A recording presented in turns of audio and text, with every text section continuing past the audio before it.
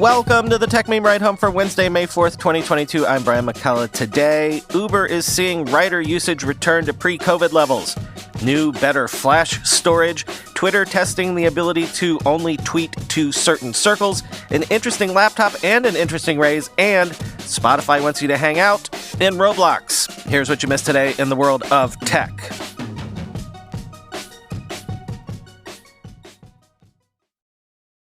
We don't always cover Uber earnings. I mean, we have done, but not as regularly as, say, Apple or Meta.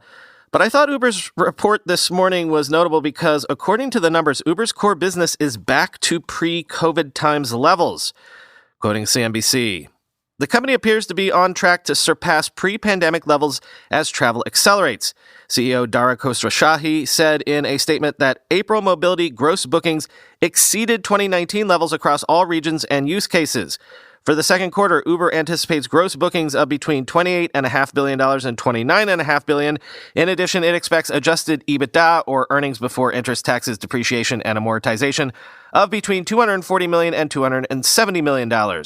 Uber said it expects to generate, quote, meaningful positive cash flows for full year 2022, which would mark a first for the company. The company reported a net loss of $5.9 billion for the first quarter, which it said was primarily due to its equity investment in Southeast Asian mobility and delivery company Grab, autonomous vehicle company Aurora, and Chinese ride-hailing giant Didi. Uber CFO Nelson Chai said in prepared remarks the company has the liquidity to maintain its positions and wait for a better time to sell.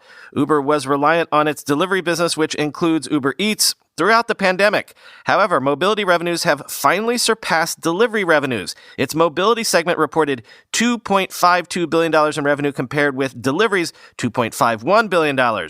Revenue strips out additional taxes, tolls, and fees from gross bookings. Uber reported 1.71 billion trips on the platform during the quarter, which is up 18% from the same quarter a year ago. Monthly active platform consumers reached 115 million, up 17% year over year. Drivers and couriers earned an aggregate $9 billion in the quarter, which is slightly less than the fourth quarter. Uber said its driver base is at a post-pandemic high as well. The company expects that to continue without, quote, significant incremental incentive investments, Khosrowshahi said in prepared remarks, end quote.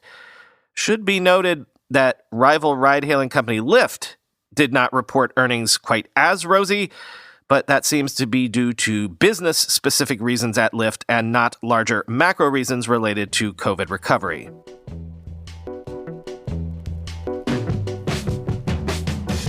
Meanwhile, continuing to keep an eye on the health of the NFT market. According to Non-Fungible, NFT sales fell 92% to around 19,000 daily average this week from a 225,000 per week peak back in September 2021. Active wallets fell 88% to around 14,000 from a November 2021 high. And according to the Wall Street Journal, the broader sell-off in tech isn't helping either. Quote, rising interest rates have crushed risky bets across the financial markets, and NFTs are among the most speculative. Since hitting highs in November, the tech-heavy NASDAQ composite has fallen 23%, and Bitcoin has fallen by 43%. The Federal Reserve is slated to raise rates this week and next month. As the central bank's easy money policies wind down, investors have turned to more defensive stocks like consumer staples. Interest in NFTs measured by the number of searches for the term peaked in January, according to Google Trends, and has fallen roughly 80% since then. The imbalance between supply and demand is also hurting the NFT market. There are about 5 NFTs for every buyer, according to data from analytics firm Chainalysis. As of the end of April, there have been 9.2 million NFTs sold, which were bought by 1.8 million people, the firm said. There are signs that collectors may also differentiate between NFTs that catalog a vast set of cartoon-like characters, like the CryptoPunks, and tailored NFT art projects spurred by major artists who already enjoy museum followings. Among those artists doubling down on NFT art is New York artist Jeff Koons. The artist, known for his oversized balloon animal sculptures, is selling a series of NFTs attached to a real-life sculpture he intends to rocket to the moon later this year. His gallery, Pace, said his moon-shaped sculptures attached to his NFTs are selling briskly as a package at $2 million apiece. The director, Kevin Smith, plans to sell 5,555 NFTs tied to a coming movie, Kilroy Was Here. Only people owning the NFTs will have access to the movie, end quote. Samsung has unveiled Universal Flash Storage 4.0, which they claim doubles the speed of UFS 3.1, making it ideal for 5G smartphones. Samsung has set a mass production goal for this new type of flash for Q3 of 2022, quoting Android Authority. In addition to making some of the most popular phones on the market, Samsung is one of the top memory manufacturers for the entire industry. Its USF 3.1 is already a solid performer, but the company's next-generation offering promises up to twice the performance. According to the company, version 4.0 provides speeds up to 23.2 Gbps per lane, doubling what UFS 3.1 can deliver. Samsung says its throughput makes UFS 4.0 ideal for 5G smartphones given the large quantity of data 5G phones can download. The new memory will also help power the data requirements of augmented and virtual reality applications. Power efficiency is another benefit of the new architecture. These new chips are 46% more efficient than 3.1, which means users will see improved battery life despite the faster performance. Samsung has managed to pack all of these improvements into an even smaller package. For example, a 512 gigabyte UFS 3.1 module measures 11.5 by 13 by 1 millimeter. In contrast, the maximum size of a UFS 4.0 module will max out at 11 by 13 by 1 millimeter for 1 terabyte of storage. Samsung says it will begin mass production in Q3 2022, meaning UFS 4.0 could appear in phones as soon as late 2022 or early 2023, end quote.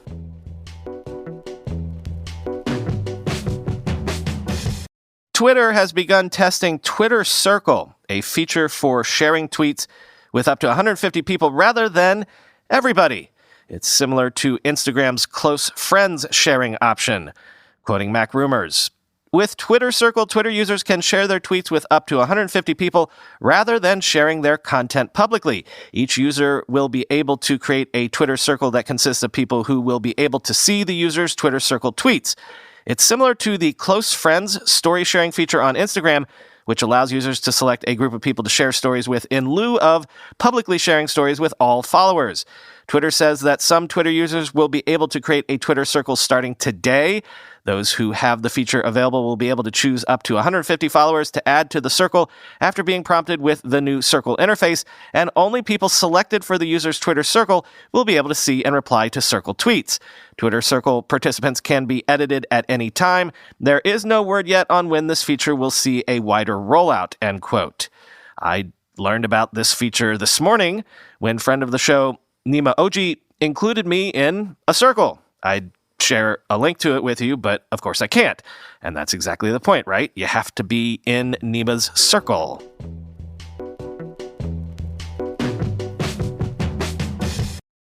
Meta's AI lab has created Open Pre-trained Transformer, a language model trained with 175 billion parameters to match GPT-3's size, and it's giving it away to researchers for free, quoting Silicon Republic.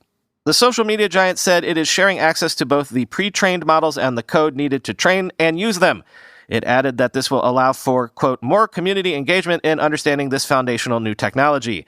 Access to the model will be granted to academic researchers, those affiliated with organizations in government, civil society, and academia, along with industry research laboratories around the world, Meta AI said in a blog post yesterday.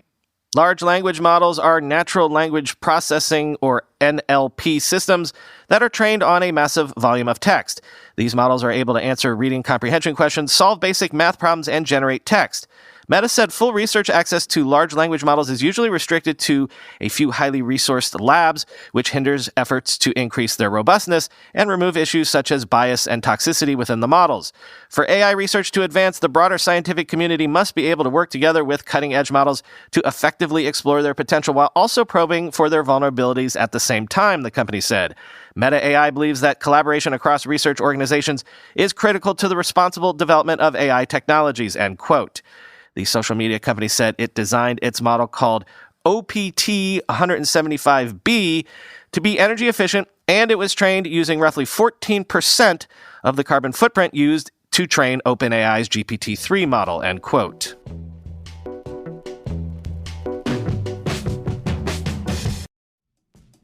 Our next partner has a product I use literally every day. I started taking AG1 because I often don't have time to sit down for breakfast.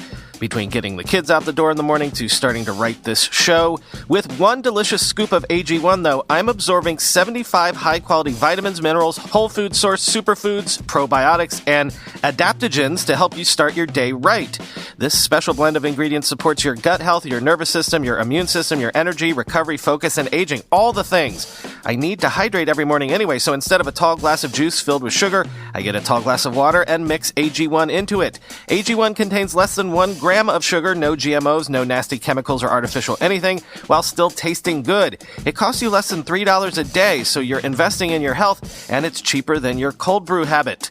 AG1 is a small micro habit with big benefits. It's one thing you can do every single day to take great care of yourself. Right now, it's time to reclaim your health and arm your immune system with convenient daily nutrition.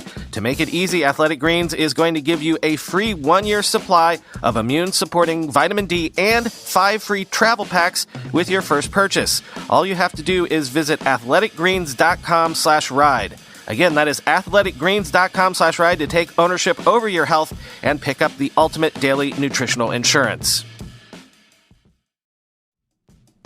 When you do anything in life, there's one way to do it, and then there's maybe a smarter way to do it. You might already be investing in cryptocurrency, but did you know you can trade Bitcoin, Ethereum, and over 80 other cryptocurrencies in a tax-advantaged IRA? With an Alto Crypto IRA, you can trade crypto like Bitcoin and avoid or defer the taxes. Alto's Crypto IRA is the easy way to get crypto into an IRA, trade all you want without the tax headaches, create an account in just a few minutes, invest with as little as $10. There are no setup charges and no account fees. Secure trading is possible 24/7 through Alto's integration with Coinbase, and over 150 coins are available, including Bitcoin, Ethereum, and Cardano.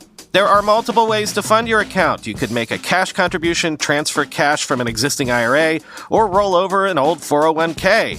If you're ready to take your investments to the next level, diversify like the pros and trade without tax headaches. Open an Alto Crypto IRA with as little as $10. Just go to altoira.com/techmeme.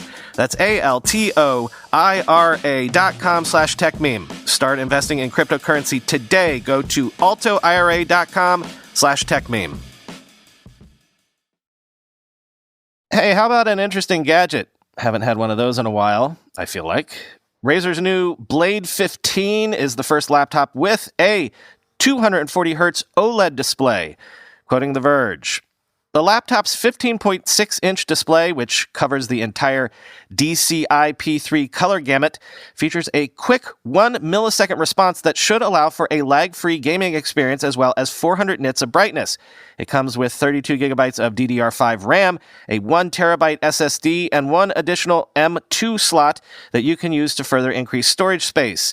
You'll also find Thunderbolt 4, USB-C, USB-A, and HDMI ports on the sides of the laptop, along with an SD card reader. Razer's 2019 generation of the Blade 15 advanced laptop came with the option for a 4K OLED panel or a 240Hz LCD option.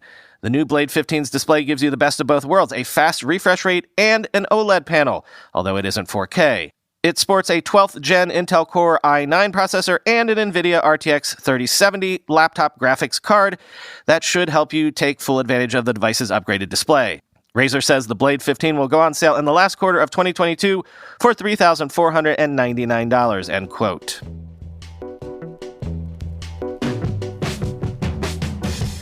Or how about an interesting raise, since I feel like we haven't done one of those in a while either.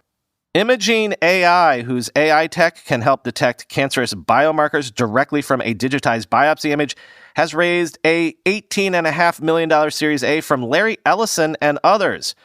Quoting CTech, using only a digitized biopsy image, Imaging's AI diagnostic technology delivers real-time molecular analysis, increasing the level of accuracy and reducing the time required for results from several weeks to just 2 minutes. Imaging also drives a new approach for a wider scope of treatment response prediction that encapsulates the uniqueness of each patient, bringing cancer care closer to reaching the full potential of precision medicine. Imaging CEO and co-founder Dean Beaton told CTech that the connection with Ellison was made through leading researcher Dr. Agus. We understood that the only way to deal with cancer is through precision medicine, said B10. Our technology allows the doctor to receive information on a biopsy within a short time and at a low cost, end quote. Ellison, co-founder and chief technology officer of Oracle, and Dr. Agus founded the Institute for Transformative Medicine in 2016 with the mission to spark innovation, leverage technology, and drive interdisciplinary patient-centered research. Imagene's technology classifies patterns that cannot be seen by the human eye, evolving genomics, proteomics, and spatial insights to better understand the recurrence of specific cancers and the resistance mechanisms. This enables better stratification of patients in clinical trials and the discovery of novel targets for new drugs, end quote.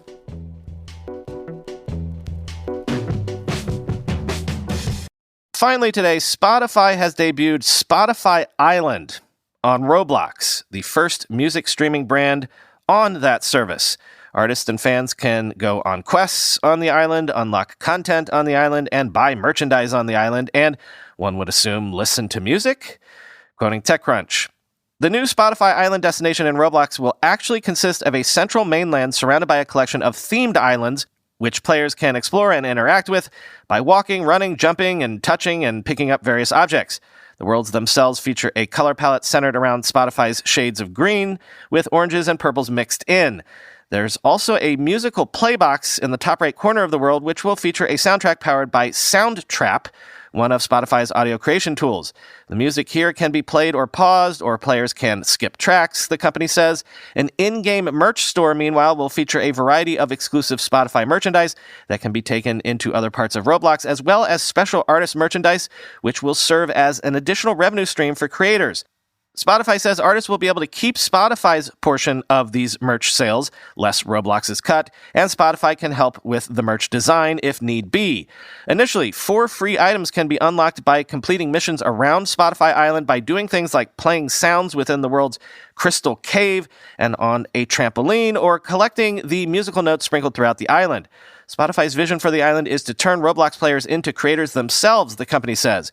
At launch, it is doing this by having players create sounds at its virtual beatmaker stations, powered by Soundtrap, and by moving around a stage area where they can interact with items like a confetti cannon and bubbles, effectively becoming performers themselves. But in time, the company said it plans to expand on this experience without going into specific detail. Spotify also says the island will continue to evolve with new worlds to explore focused on music and fandoms. The first of these will be K-Park, a custom-built experience designed as an homage to K-pop culture. The first 2 artists to activate in the space are Stray Kids and Sunmi. The latter will have Roblox merchandise available starting today, while Stray Kids merch will arrive in the weeks ahead, end quote. See, this is what I mean about the metaverse maybe already being here, if you squint your eyes and are willing to accept certain limitations. This is the sort of stuff Mark Zuckerberg wants you to do, but while we're waiting the years for him to actually build out something similar, maybe people will start doing things like this now. You know, Bill Gates thought that the information superhighway and information at your fingertips would be the next big thing, but only in the early 2000s when broadband became ubiquitous. The only problem was the web came along and it was just good enough that people didn't wait for his vision to become a reality. They started going online in the mid-90s, dial-up modems and all.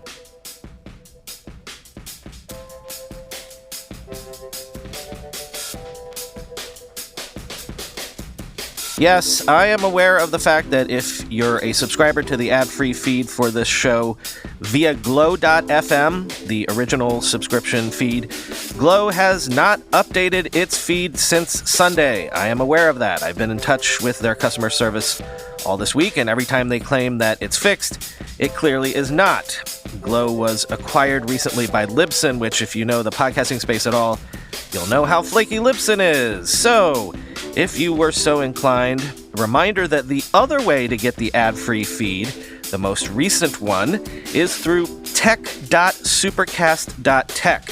You can sign up for the exact same feed there, ad-free as well, of course, but I would only encourage you to do that if you are sure you can cancel your old Glow account first at glow.fm. Some listeners have confirmed to me overnight that this is possible. They've canceled and switched over to tech.supercast.tech. So, if you're experiencing this issue, try that. Though, of course, maybe you can't hear me tell you that right now because you haven't been able to download this episode. Anyway, I'm trying to fix this, everybody. In the meantime, and maybe going forward, consider using tech.supercast.tech for the ad-free version of this show. Talk to you tomorrow.